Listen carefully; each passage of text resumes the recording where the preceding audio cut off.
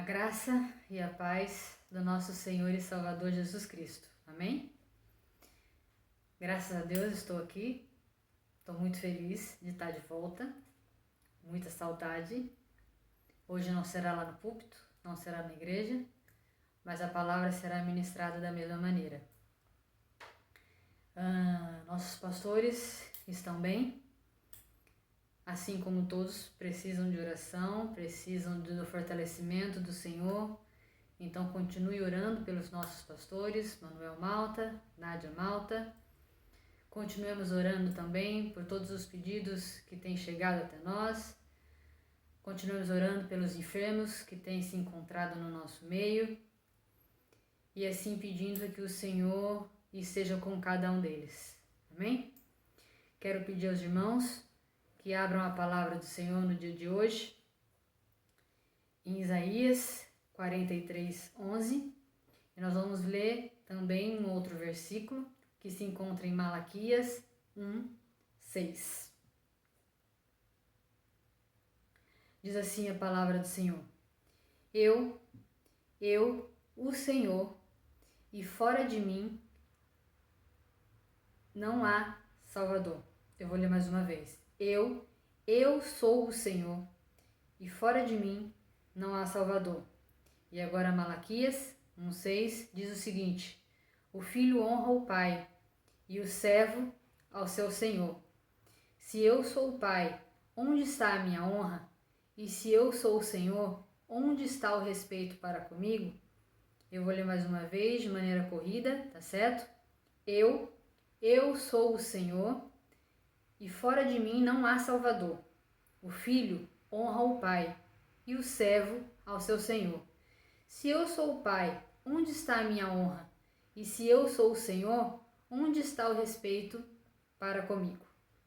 Vamos orar? Senhor Deus e Pai, graças te damos, louvamos o teu nome. Quero nesse momento, ó Pai, entregar a minha vida a ti, a minha boca, o meu coração, que não sejam as minhas palavras, que não seja o meu conhecimento, mas que o que faça diferença neste momento seja o teu Espírito Santo através da minha vida. Em nome do Senhor Jesus Cristo, nós te pedimos também pelos nossos pastores, que o Senhor continue fortalecendo Pastor Malta, Pastora Nádia Malta. Em nome do Senhor Jesus Cristo, ó Pai, te pedimos também pelos enfermos que se encontram no nosso meio, que o Senhor esteja com eles, que o Senhor os acompanhe e que a tua vontade seja feita em cada um daqueles pedidos que têm chegado até nós. Em nome do Senhor Jesus Cristo, nós já te agradecemos porque o Senhor é fiel e nós sabemos que a tua vontade é soberana nas nossas vidas. Em nome do Senhor Jesus Cristo, amém. Hoje a palavra, ela tem o objetivo para que nós sondemos os nossos corações, para que a gente tenha a convicção de quem é Jesus nas nossas vidas. E se de fato eu honro e louvo o nome do nosso Deus. O nosso título é justamente Quem é Jesus para você e como tem sido o seu culto, o nosso culto. Esse texto lido, o primeiro texto, em Isaías, se refere ao começo da libertação do povo de Israel da Babilônia. O profeta Isaías traz ao seu povo encorajamento. Ele mostra que Deus estava trabalhando a favor do povo, mesmo diante da rebelião do povo. Eles não foram rejeitados, eles não foram esquecidos pelo nosso Deus, ainda que o povo estivesse esquecido quem era Deus. Mas Deus não esqueceu. Antes, redimiu cada um deles para ser testemunha da palavra do Senhor. Esse versículo lido está no contexto, o Malaquias, em que o Senhor se apresenta, ainda Isaías, em que o Senhor se apresenta como o único Senhor e o único Salvador e fala ao seu povo da responsabilidade de proclamar a palavra de Deus como o único Deus existente. E aí em Malaquias nós vemos que o modo que o povo estava servindo ao Senhor era uma vergonha para o nome dele. E aí eu começo a palavra de hoje perguntando o seguinte: quem é Jesus para você? É interessante a gente parar e sondar o nosso coração por um minuto que seja. E a gente pensar no Jesus que a gente tem mostrado. Qual é o Jesus que eu professo a minha fé? Esse Jesus que eu tenho mostrado ao povo, esse Jesus que eu professo a minha fé, é o Jesus que eu encontro na palavra de Deus? Esse é o verdadeiro Jesus que eu tenho pregado, que eu tenho mostrado, que eu tenho professado? A gente vê no versículo lido que há um Senhor e um único Salvador, mas muitos têm visto Jesus apenas como um remédio. É assim que a religião tem mostrado Jesus para nós no dia de hoje. A gente não vê mais Jesus como nosso Senhor. A gente não vê mais Jesus como nosso Salvador. A gente vê Jesus como uma solução do problema. Certo? Eu tenho um problema e aí eu vou procurar Jesus então como essa solução de problema. Pronto. Ok, esse é o Jesus que eu quero, é a solução do problema. Quando eu estou com um problema, eu procuro Jesus. Ou então eu procuro Jesus quando eu estou com um problema financeiro. Eu vou lá orar, porque se eu orar, se eu obedecer a palavra do Senhor, se eu der o dízimo, aí eu vou ser abençoado. Então, Jesus para mim é somente um solucionador de problema financeiro. Ou ainda, tem o Jesus, ministro da saúde, médico. Nós encontramos um Jesus que eu só vou lá procurar ele quando eu estou com problema de saúde. Aí eu procuro Jesus. Aí eu vou procurar alguém para orar por mim, porque eu preciso ser curado. Eu preciso ser curada. Então eu procuro Jesus, o Jesus médico, ministro da saúde. Nós temos também Jesus terapeuta. É aquele que eu procuro quando eu estou com um problema no meu casamento. E aí eu vou lá pedir para Jesus resolver esse problema para mim.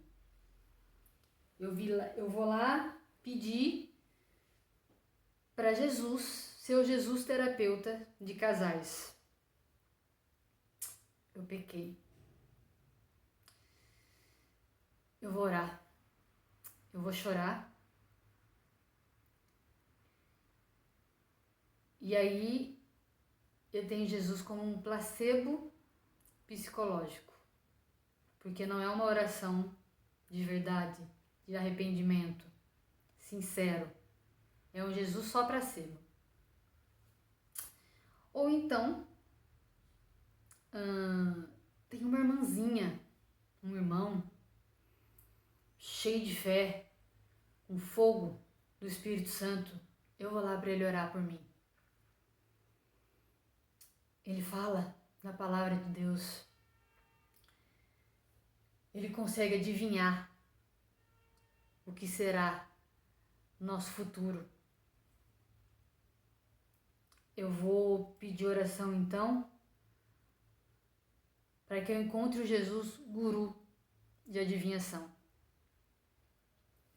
As pessoas acabam acreditando num Jesus paliativo. Pequenas doses diárias de Jesus, como assistência. Eu tenho um problema, eu procuro Jesus.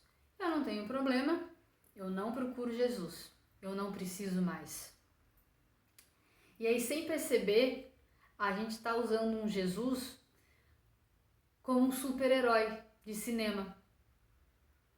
Eu ativo o seu poder na hora que eu preciso e eu esqueço do relacionamento. Eu esqueço que o Jesus que realmente faz a diferença é aquele que eu tenho um relacionamento sério com ele. Um relacionamento firme, íntimo, profundo. Mas não, eu prefiro Pai, lhe ativo para você resolver esse negócio para mim. É assim que a gente tem buscado Jesus. Jesus, muitas vezes, como remédio da nossa existência. Jesus não é mais o nosso Senhor. Jesus não tem sido mais o nosso Salvador. Esse Evangelho não habita mais nos nossos corações. Esse Evangelho não nos impulsiona mais. Esse Evangelho não nos transforma mais. Esse Evangelho não muda mais a nossa mente. Esse Evangelho não altera as nossas escolhas, nossos valores, as nossas decisões. Infelizmente, esse Jesus que tem sido pregado hoje em dia não é mais o Jesus que traz a boa nova para as pessoas. E aí muitos olham para toda essa situação, para todo esse Jesus que tem sido pregado por aí, que não é o Jesus verdadeiro, tá? E aí olha para todo esse Jesus que tem sido pregado por aí e fala: é esse aí, esse Jesus aí que eu quero, simples, fácil e que vai resolver o meu problema. É esse Jesus aí que eu quero. Pronto, eu não preciso me relacionar, eu não preciso mudar, eu só preciso ativar o seu poder quando eu precisar, quando eu quiser, quando eu tiver algum problema, quando eu tiver um problema de saúde, um problema financeiro, quando eu tiver um problema no casamento. E aí então eu vou lá ativar o Jesus. Parece Jesus, mas é placebo. Não cura, não transforma. Por medo ou por regras de homens, as pessoas têm mudado apenas o estereótipo. Não produz nada com esse Jesus que eles estão encontrando por aí. O Jesus verdadeiro, ele é muito mais do que aquele que a gente encontra nos cultos de oração. O Jesus verdadeiro, ele é muito mais do que aquele que a gente encontra aos domingos, ou às quartas, ou às quintas, nos cultos. Jesus, ele é muito mais do que aquele que a gente encontra nas quatro paredes da igreja, porque hoje em dia Jesus é muito mais do que aquele que a gente encontra nas quatro paredes, né, do templo. Sempre foi, mas hoje a gente teve que aprender muito mais isso, que Jesus, ele está aqui comigo, na minha casa, ele está no meu quarto. Jesus, ele está comigo enquanto eu dirijo. Jesus, ele está comigo enquanto eu vou ao salão. Jesus, ele está comigo enquanto eu vou lavar uma louça, enquanto eu varro uma casa, enquanto eu vou andar de ônibus, enquanto... Jesus, ele está comigo sempre. Sempre. Eu não preciso estar dentro das quatro paredes do templo para encontrar o Jesus. E aí, por conta da nossa visão errada do nosso Deus, também temos uma visão errada sobre o culto que devemos prestar ao Senhor. E aí, esse texto de Malaquias, ele é um texto maior, mas eu quis trazer somente esse versículo no dia de hoje. Ele mostra que naquela época já existia o desprezo ao culto ao Senhor. No Antigo Testamento, o culto a Deus era composto por ofertas de sacrifício, era composto por animais perfeitos, era composto pelo melhor da safra.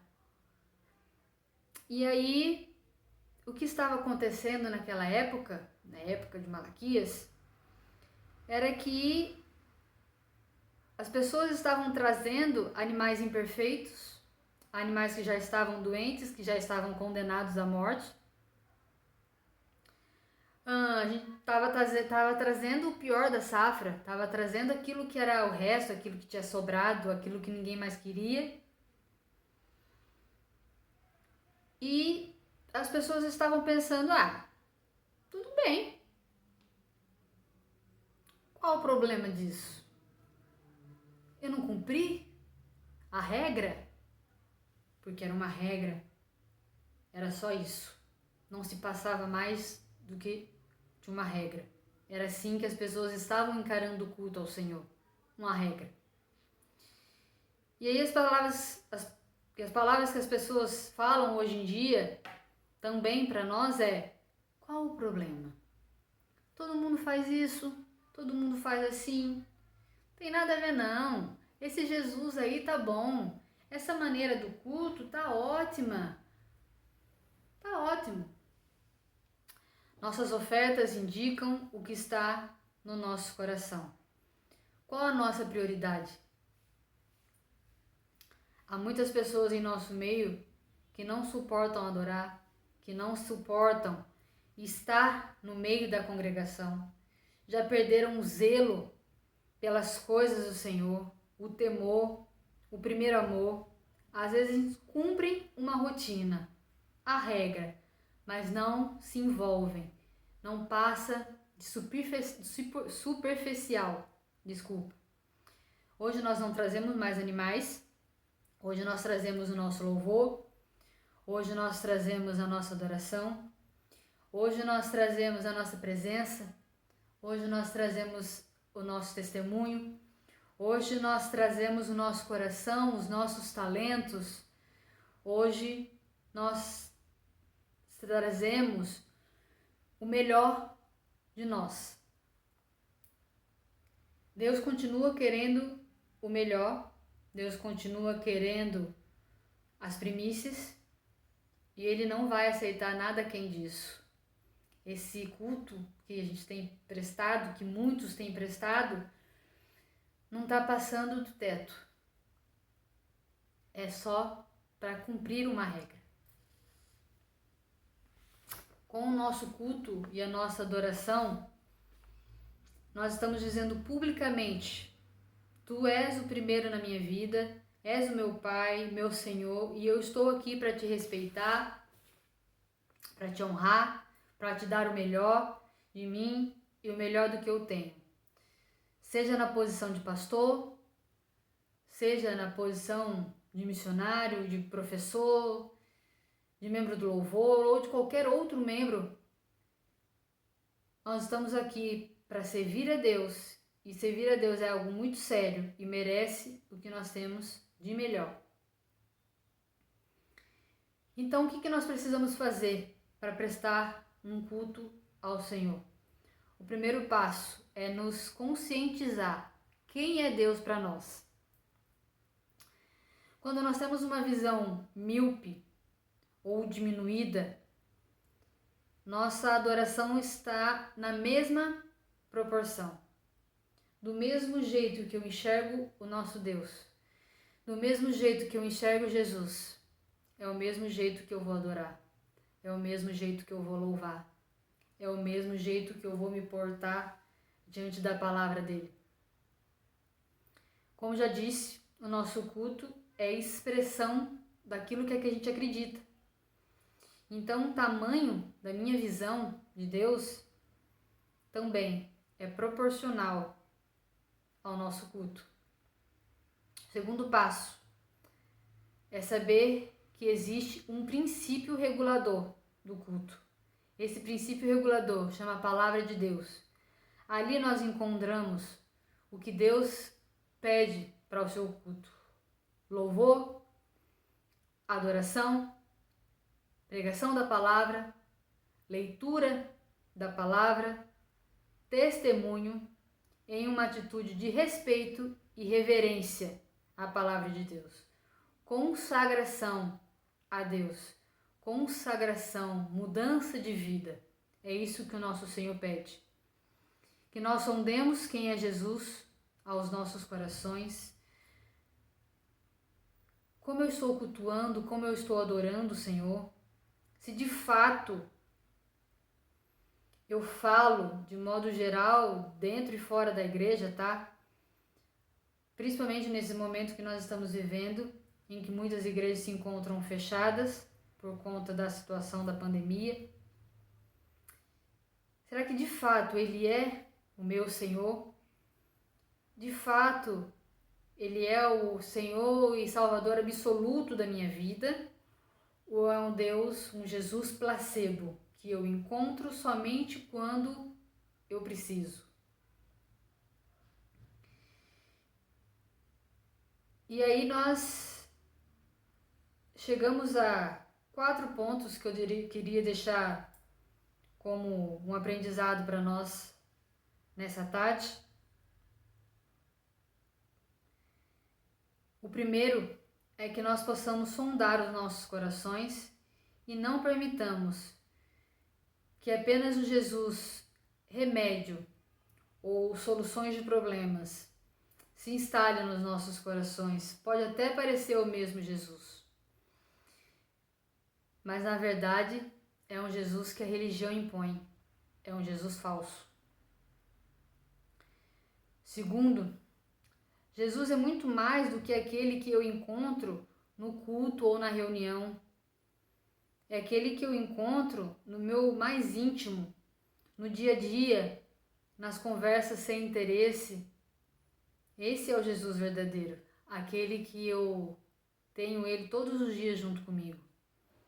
Terceiro, que tenhamos Jesus como Senhor, Salvador e amado das nossas almas. Esse é o Jesus verdadeiro. Em quarto lugar, que prestemos um culto agradável a Deus dentro e fora das 4 paredes do templo. É isso que o Senhor nos pede. Que possamos ter um Jesus que flui nas nossas vidas. Um Cristo que flui como um rio das nossas vidas até as outras pessoas que estão à nossa volta. E não em doses diárias, doses homeopáticas. Não. Mas um Jesus que flui. Pai, em nome do Senhor Jesus Cristo, eu peço que o Senhor acompanhe a cada um dos teus filhos na tarde de hoje. Em nome do Senhor Jesus Cristo, ó Pai, que essa palavra ela crie raízes no nosso coração, raízes que frutifiquem, raízes que transformem, raízes que sejam para nosso arrependimento, para nossa transformação, Pai. Em nome de Jesus, fica conosco durante essa semana, assim nós te pedimos, guarda os teus filhos, ó Pai, de todo mal. Em nome de Jesus, amém. Que Deus continue abençoando a cada um de vocês, amém?